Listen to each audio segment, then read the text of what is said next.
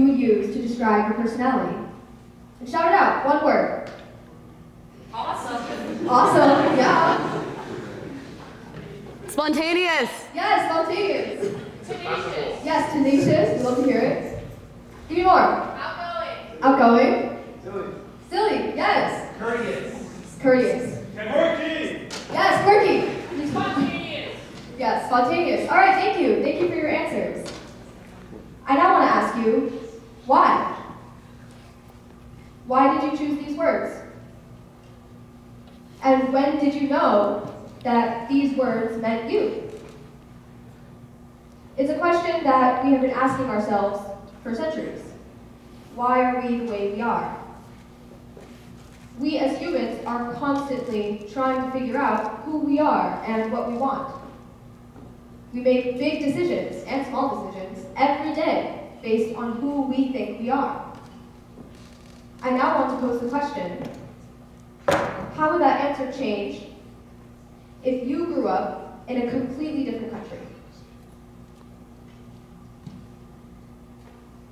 As humans, as me, I am also a developing human trying to figure out who I am.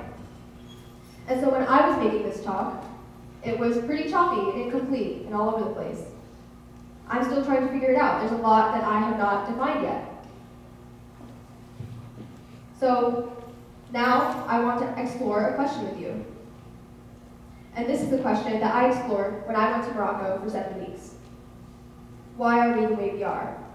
And how does that change depending on where we grew up? So in order to make sense of what I was seeing, and in order to rationalize my thoughts a little bit, I came up with some terminology to help me understand what I was seeing in Morocco. I talk a lot about counterparts, like my American counterpart or my Moroccan counterpart. And what I mean by this is not a particular person, but more of a pole of comparison to whom I can relate myself to my surroundings. I also talk about code switching, like when someone changes their language or their accent without realizing it around different people. But I use it more in the sense of changing your personality or the way that you describe yourself around other people. And through these parallels, I was able to make sense of what I was seeing in Morocco and how all of that related to my realizations about identity. So when do we start defining ourselves? For me, I remember as early as elementary school. Going to Catholic schools from the ages of 8 to 18 and growing up in a traditional Indian household was a huge role in how I started to learn and perceive my sense of self. Because while I grew up eating traditional Indian food, dressing up for Diwali every year, I was also going to school wearing plaid skirts and Sperry shoes, and going to Mass at every major Catholic holiday. And at the age of 8, this duality of belief imposed some pretty existential questions. Like which belief system was right? Which one was wrong? And why was mine different from everyone else? And this difference wouldn't necessarily have been a problem had it not also been paired with my perception of social rejection. Because while I brought traditional food from home, my peers would comment on that weird smell coming from my thermos. I had a locker buddy in high school who switched her locker and then told everybody it was because of the smell coming from my lunchbox. And at 8 years old, at 15 years old, like that was the end. What was a childish sense of not knowing what I never knew turned very quickly into begging my mom to pack me pasta and sandwiches. And so I grew up pushing away from my Indian culture. But at the same time, I willingly and blindly accepted the stereotypes defined by society of a typical Indian kid. I was captain of the debate team, president of the science club. I was in marching band for like 3 years, and I loved doing those things. And I do not regret it now, but it was the fact that I never considered anything else. I never thought that I was made to do anything else. And no one ever corrected me. And as a teenager, I didn't understand why I was making these decisions. For me, I was just trying to fit into my community. So the identity crisis really lies in rejecting my culture and at the same time accepting society's stereotypes of me. And as time went on, I grew more confident in myself. I stopped caring so much about what other people thought of me, but I was still stuck. I was stuck reconciling with the ongoing identity crisis that my environment began for me. And this is the context in which I came to college, and the context in which I eventually went to Morocco to do my study abroad project on identity formation. And I know that a lot of you in this room can relate to some form of my story, or at least the concept of having an identity crisis at some point in your life. So I now want to bring up a different way of thinking about identity and how we learn to define ourselves. And I want to bring it up in a more geographical context. So I went to Morocco in March of 2022. I went there for 7 weeks in order to complete a humanities capstone seminar as part of my major. And my original plan was to do a thorough analysis of feminist literature in Morocco. And it's funny to think now, because I was essentially going to Morocco to read about Morocco. And when I got there, I met a lot of people who eventually became my Moroccan counterparts. There was one woman with whom I was able to connect with very deeply. She was a PhD student at one of the local universities, and she would describe herself as pretty well educated, well versed in some Moroccan politics, some contemporary philosophy, and she was telling me about what it was like to grow up with a family with whom she described as more conservative and religious, and with whom she felt she did not fit in.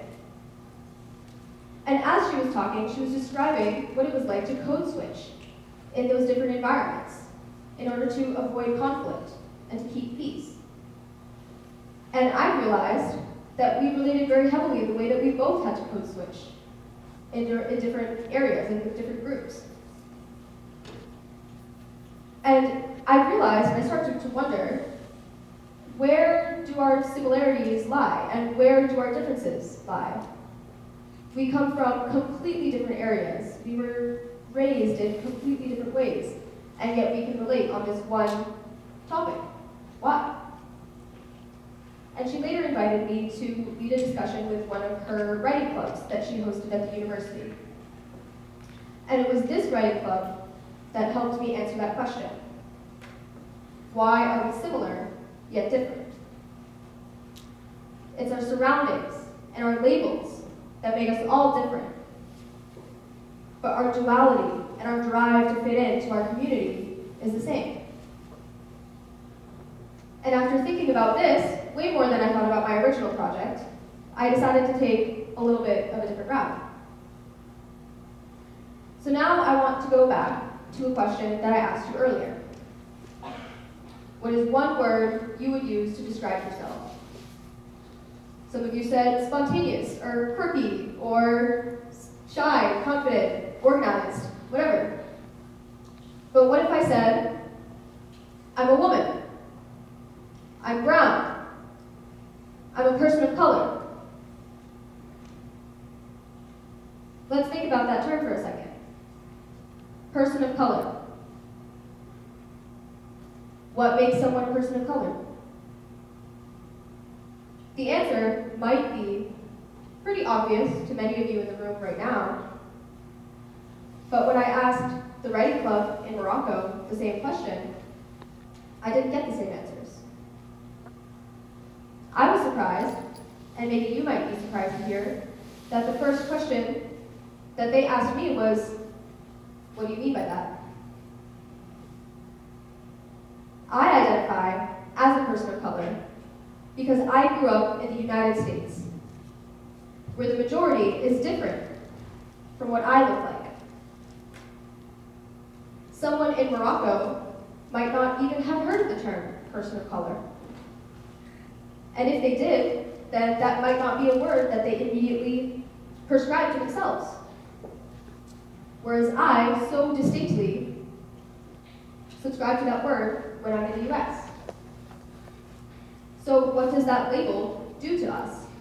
And what do labels that we choose to define ourselves and labels that we choose from society due to how we form our own identity. I'm a person of color, or I identify as a person of color, because I'm here. I'm a person of color because society sees me as such. And I gained a lot of pride and empowerment from that term, and I still do. But being in Morocco made me realize the inherent stretch that I was making to fit into a society that had already had their labels chosen for me. All I had to do was pick one, say that's me. But the problem with that kind of thinking is that nothing is so black and white. The truth is that life is much more complicated than that. There's a huge gray area, and it's up to us to recognize that. If we don't recognize that, then that can have tremendous negative impacts. We forget to see different viewpoints. We forget to see different ways of thinking about things, different perspectives. Raise your hand if you've done a research project at this school. It can have really negative impacts on our research. How are we supposed to make the most beneficial technology that benefits the most amount of people if we don't understand what people need? And how are we supposed to understand what people need if we don't listen to them? And more personally than research, think about what this type of thinking can do to how you interact with people. Think about how, when you meet somebody, what you think about them, what that does to how you see that person. We forget that people come from different backgrounds. Everybody has a unique way of thinking about things, a unique set of experiences that makes them who they are. And miscommunication and misunderstanding affects us every day. In small ways, like you had an argument with a group partner for a project, or you had a fight with your friend or your family. But think about how it can affect us in big ways, on a global scale. It's the root of injustice and discrimination. How are we supposed to understand other groups of people if we don't take a chance to listen to what they have to say? And it all starts with the words that we use to describe ourselves and others. Ultimately, identity is a choice. Society prescribed an identity to me. And I'm angry that I didn't get that choice. Identity is only a choice if you have the liberty to be self-aware of that choice. If you don't ask yourself who you are and why you are, then you do not have the liberty to choose your identity. It's only when we take a step back and ask ourselves about why we made that decision. And it's only if we take a step back and let ourselves be wrong about what we think we might know about the world. Identity is a choice, but it's only a choice when we recognize where society has limited us, and we give ourselves the power back to choose.